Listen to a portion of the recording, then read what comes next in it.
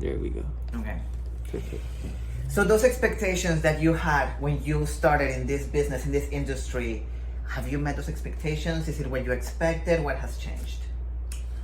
So in this industry, meaning when I had plastic surgery, did it give me what I thought it would? Yes. Or when you say in this industry, do you mean media and entertainment? No, as the lifestyle that you were looking for, the people that you wanted to be around, the luxury, all of that.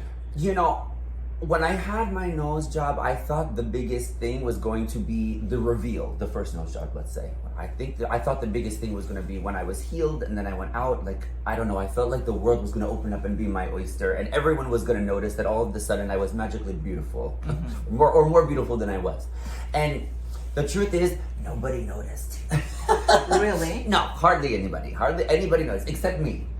And Your nose is really pretty, by the way. I have 5 now. 5 nose jobs. Thank you. But the funny thing was, when I was going through the process, when I wrote the checks before the surgery, I had to write the checks, and I thought that was going to be the worst part because it was all of my savings that I had at the time as a kid. I think at the time, now I look back, it sounds cheap, but it was like $3,500.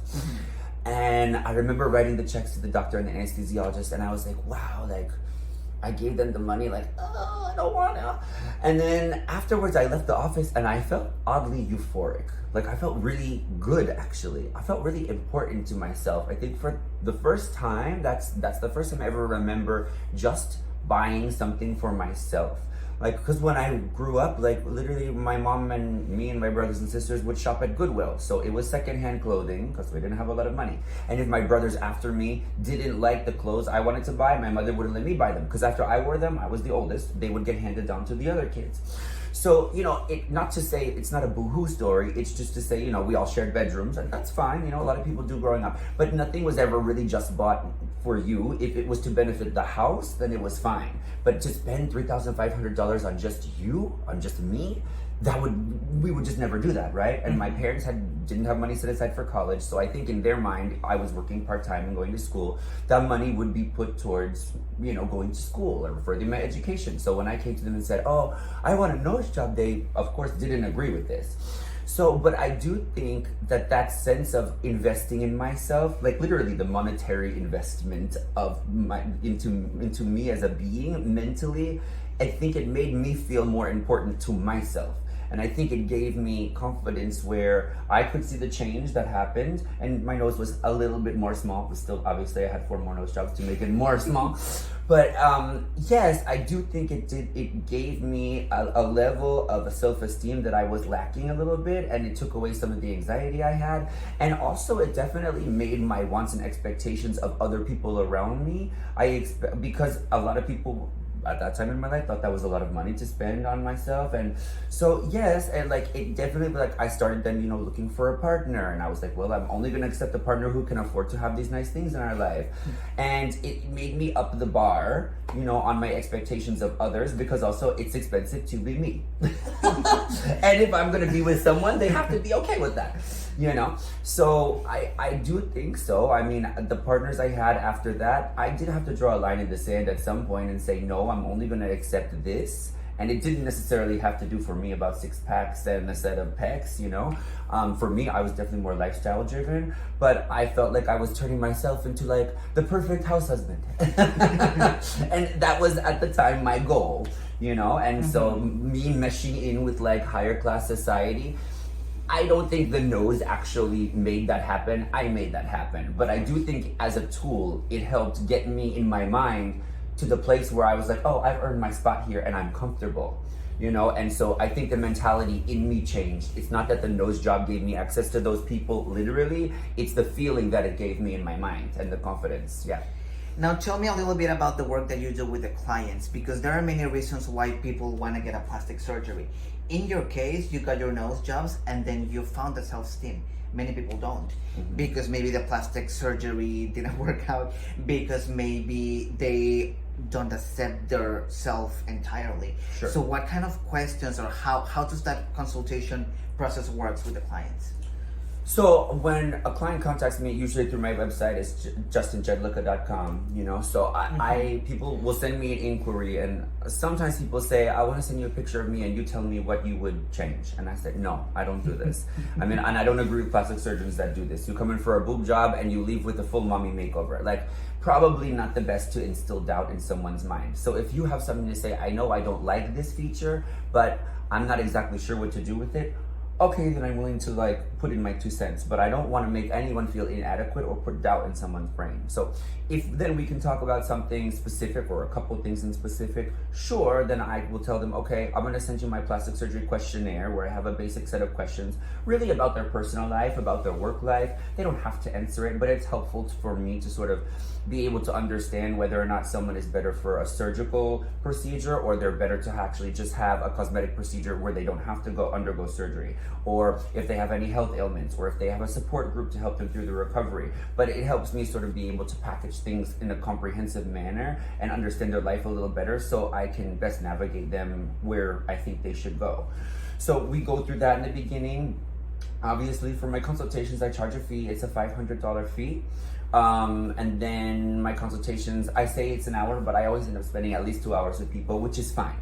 And then if people want to have custom design implants, which not to say that they do, but if they want to have custom design implants, I charge $1,500 for the design process, and to see them to completion with the manufacturing company. And additionally, if they want me there the day of surgery, I can be there for $800 for the day. So in some cases, people would like to have me in the operating room. I can't touch them. I'm not medically licensed. But if the doctor agrees and the patient wants me to do that, and my client wants me to do that, they can sign an observation waiver, and I can be in there to like oversee as an advocate for them. Of course, it's not necessary, but if it makes someone feel more at ease, it's fine. And I can, before the surgery, you know, mark with the doctors why I made the implant a certain way and make sure everything's positioned right.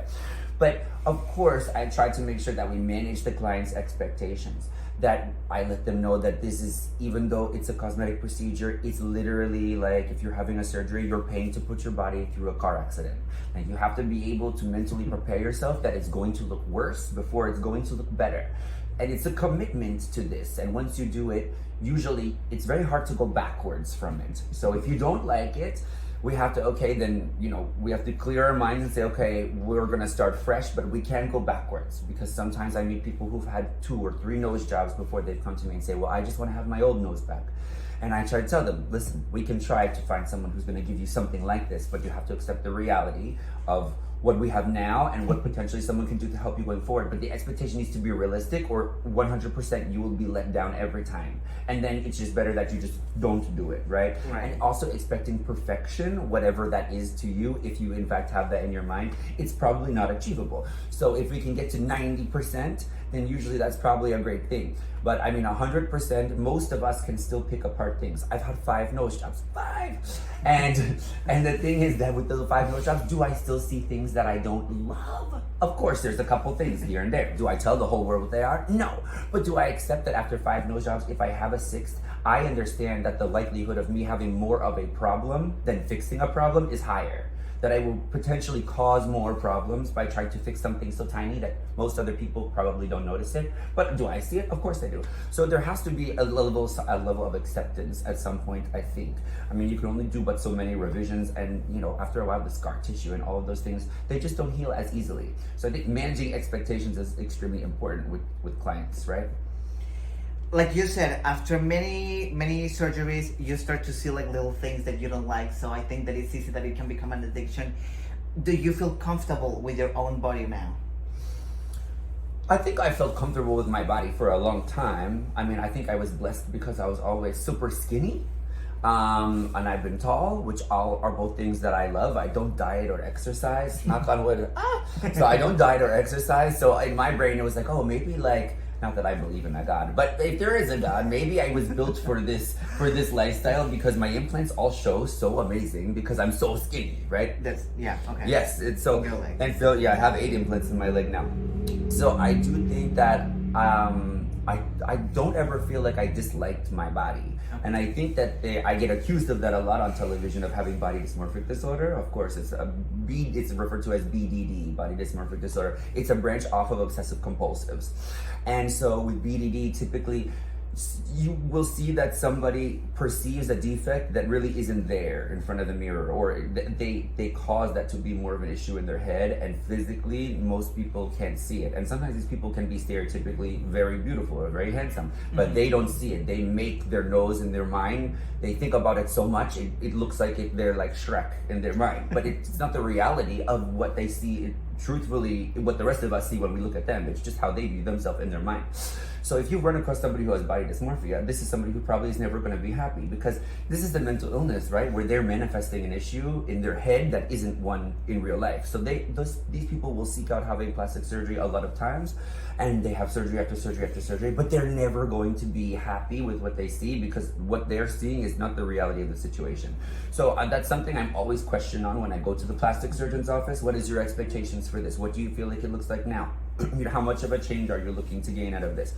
So those are questions like I have in my questionnaire packet when I do my consulting, but at the end of the day, the doctors will do their own analysis of somebody, because they don't want to work on someone who has body dysmorphic disorder either.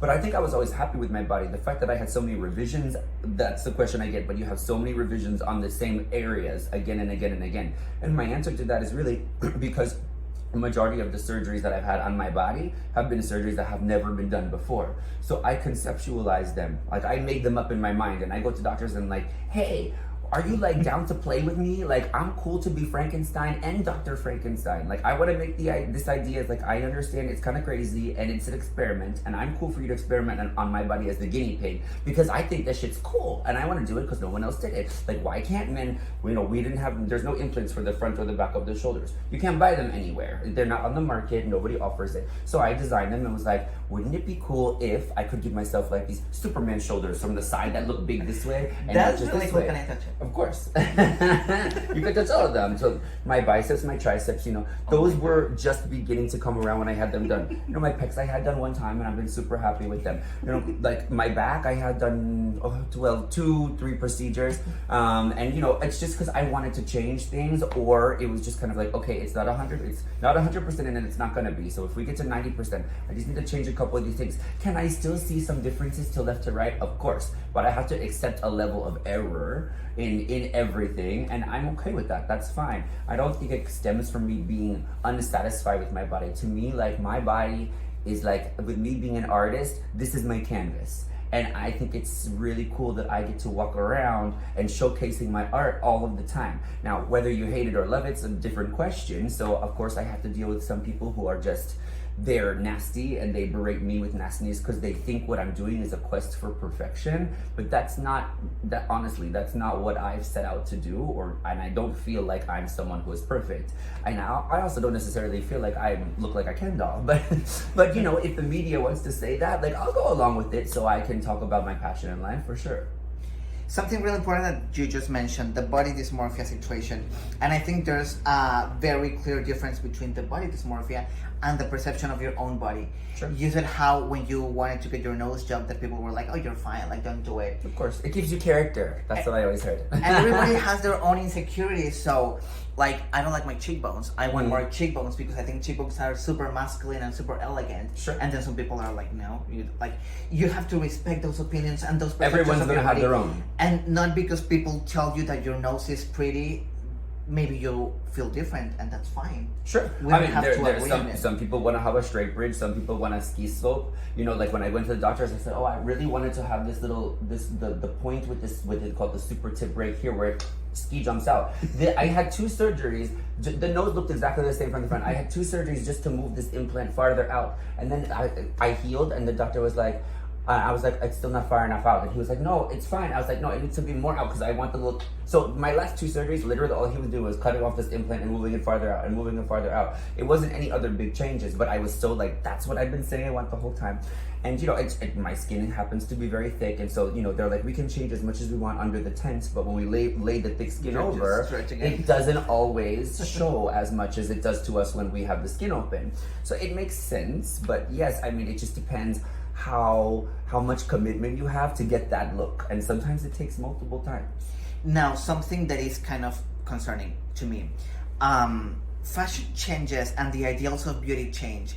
So the body of Marilyn Monroe is very different from the body of Heidi Klum or Cardi B, because these ideals of beauty that we are pursuing are changing. For sure. But I feel that for the last decade, these have been changing even quicker because of social media and all these pictures that we see. So do you get clients that say like, oh shit, I want my cheekbones to look like this and I want them pointy because that's trending this year. Sure. And then they come back the Of other course. year and then they keep changing it because that way your body evolves with fashion? Is that what is happening now? I think that's acceptable. I don't think that that's body dysmorphia, and I will tell you, yes, that very much does happen. I've had people come to me, and they were at the time. I have one person in my mind was a client of mine, and they were a bodybuilder, and they wanted at the time they were doing competitive bodybuilding on stage, competing, and everyone goes, "Well, that's not fair if they had body implants." I said, "Listen, I'm not here to morally judge anyone. I mean, if their money's green, I will help them."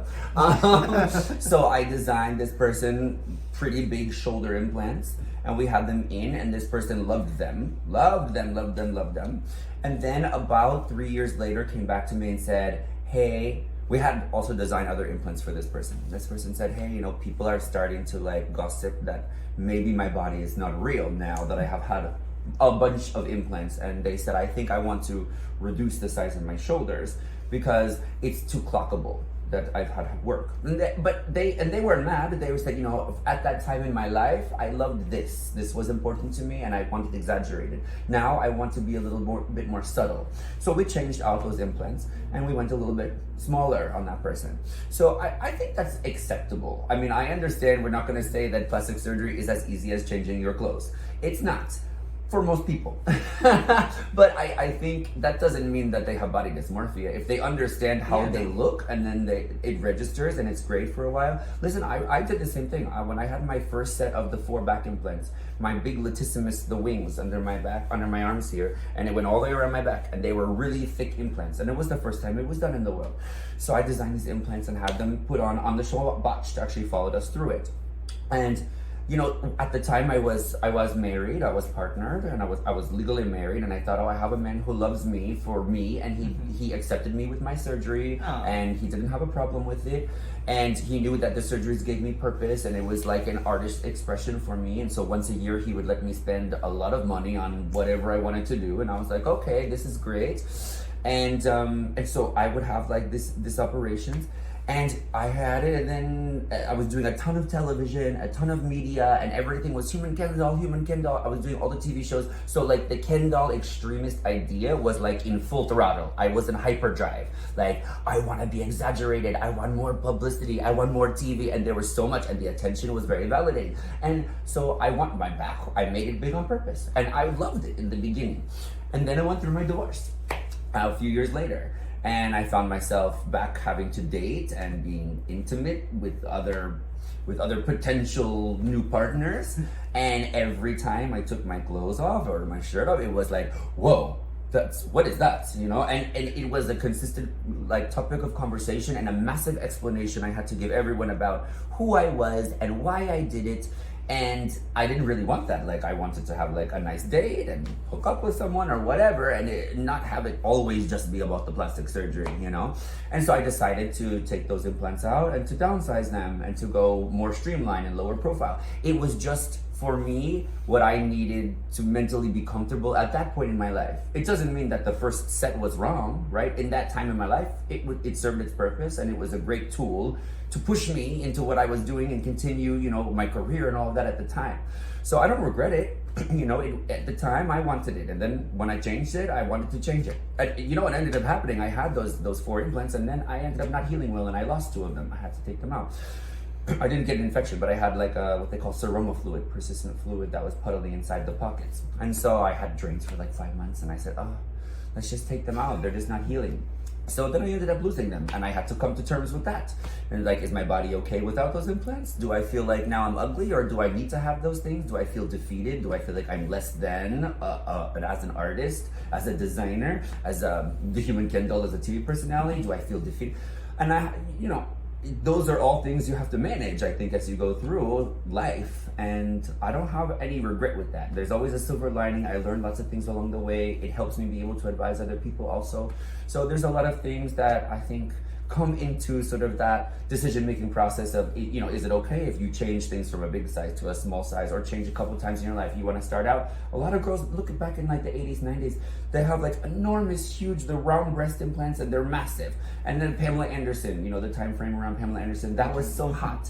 And then we went to like heroin chic, and you would see like everybody wanted to be like a coat hanger with no breasts. And now you see like curvy, you know, big hips and booties coming in, and the big breasts, it just depends. Now you see a lot of fat transfer, not so much big breasts, I think, stereotypically. But sure, it changes with the trends. So many people are scared of the things that they don't know. So I want to wrap this conversation up with this. What would you say to people who don't know plastic surgery and attack plastic surgery? People who say, your body is yours, respect it, don't change it. Of course, every argument is valid, and we're not gonna pursue anyone to believe in a different way. We're just mixing opinions here. But what would you say to these people who say that you should never do anything to your body, that you should respect your body, that you should work on your self-esteem instead of getting a plastic surgery? I mean, I think that plastic surgery, it can definitely help your self-esteem and your confidence. I mean, okay. I don't necessarily think that it's for all intensive purposes, a shortcut. I think that, like I said, as a tool, I think it can help you move into a space with a sense of confidence that otherwise maybe you have been hesitant to move into. Yeah. I mean, and I don't think that I'm disrespecting my body, but I'm also not necessarily a religious person. But I think that the risks that I'm taking are risks that are moderated by professionals. It's very calculated. I'm not frivolous with my decisions or frivolous with my body, in my opinion, because I'm very cognizant when I go under general anesthesia versus a twilight anesthesia versus a local anesthesia, because they all affect the body and stay in the body, you know, less or more time, right? So it's definitely something. It's definitely something that I try to be mindful of and not go under general anesthesia too many times in a year. More than once or twice in a year, it's a lot. And the more times you go under general anesthesia, could you potentially have a problem? Could you potentially not wake up? Sure, that's a risk. But I mean, I always go under the assumption, the knowledge that I don't think anything in life worth having comes without risk. And I think that's important to like think about, because it's like, I know whenever I've stretched myself a little bit too far and a little thin, sometimes you fall on your face. But when it works, when it works, and it's like, I don't think I can afford this house. Like, should I get it? I don't really know. And then it's gonna be a lot of money, and every month, and you get stressed out, and then somehow you do it, and hopefully if it works out, then you're like, and the sense of accomplishment and this wave of confidence because you took the risk. If you're consistently somebody who doesn't take the risk in a relationship, well, I like him, but I'm not really sure if I want to be like nailed down to this one person, and I don't know, maybe I don't know if I can give monogamy. Well, listen, if you don't try and take the risk and jump in, you'll never know. So I think the only way you actually have growth in life is by taking risk and trying things in life. I mean, I'm at the point where I'm blessed, I think, in the fact of coming from where I came from with my family's background, being not wealthy, let's say, and then having seen the other side of that coin in my life, having had a lot more wealth than I even have now after my divorce, I'll put it like that. But on private planes and flying around the world and being privileged to do those things, sometimes I kind of look at life and go, well, it seems like 3 lifetimes almost to me, but also like I didn't ever think I even have the opportunity to do those things. And I'm like, well, what's left? But also in that same token, like, unless I had taken a lot of different risks and really said at certain points, I don't give a fuck what other people think, I'm just gonna try it. And if people talk shit behind my back, then they're gonna talk shit. But you know, I felt like when that happened, typically, and things worked out good, a lot of people would come back to me and be like, can you please show me this? Can you introduce me to these people? Can you give me this doctor's number? When before they were like, oh, don't do that, and you're gonna learn, you're gonna see what happens, and they go, nah. Until they find out that you succeed. Until you succeed, if you succeed, yes. But like I said, you have to take those chances, I think, in life. Those things are different for everybody, but I think we all take them at different times, because if not, you don't ever have growth. Exactly. And this thing of respecting your body, if you don't like it, don't do it. It's like everything. If you don't like gay people, don't get a gay boyfriend, right? If you don't want, have babies, then don't have babies. But you don't have to decide on other people's lives, right? Sure, definitely, yeah. What's good for the geese is not necessarily good for the gander, right? We all have our own list of priorities and the hierarchy of what's important to us.